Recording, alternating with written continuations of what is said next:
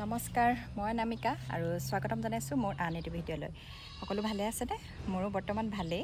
আৰু আমাৰ যিহেতু ঘৰৰ কাম চলি আছে, গতিকে ভাবিলোঁ দেখুৱাওঁ আজি আমাৰ ঘৰখনৰ গ্ৰাউণ্ড ফ্ল'ৰটো।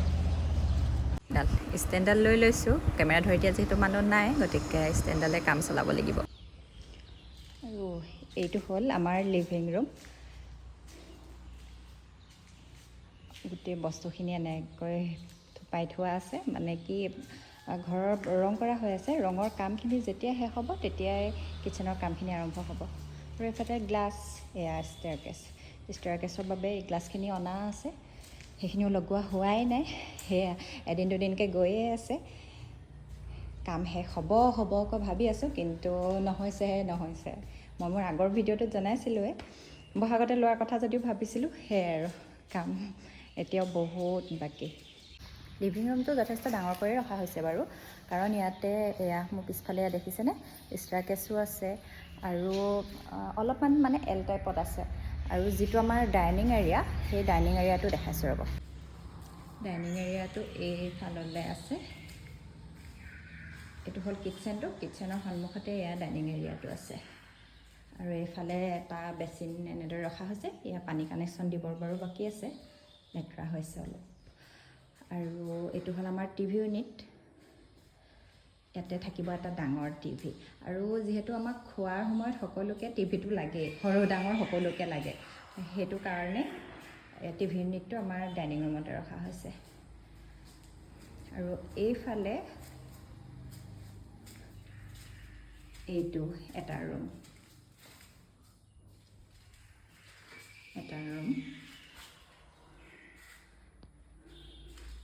ঘৰলৈ ভকতৰ নিয়ম ভাকি যিহেতু কৰা হৈ গ'ল বহাগতে, সেইকাৰণে এনেদৰে ৰখা আছে।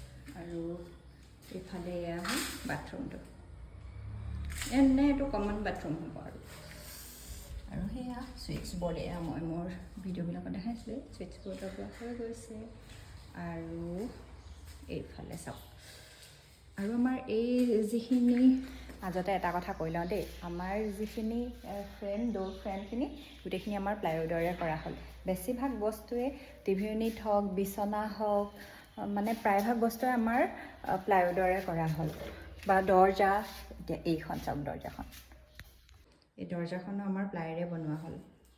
এইফালে এইখিনি আমাৰ ৰুমৰ কামো হৈ আছে, কিন্তু এতিয়া যিহেতু ৰঙৰ কামটো বাকী আছে, সেইকাৰণে এনেদৰে বাতৰি কাকতেৰে মেৰিয়াই ৰখা হৈছে। আৰু এইফালে এটা বাথৰুম।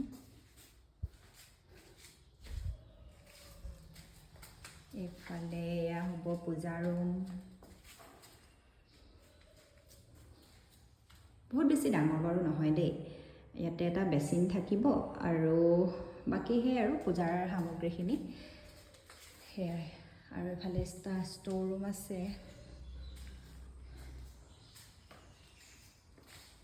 এইফালে চিৰি কাষত এয়া চব ৰং কৰা হৈ গ'ল। আৰু সেয়াই আৰু গ্ৰাউণ্ড ফ্ল'ৰটো যে আজি দেখাম বুলি কৈছিলোঁ, সেয়া আপোনালোকক দেখাই দিলোঁ।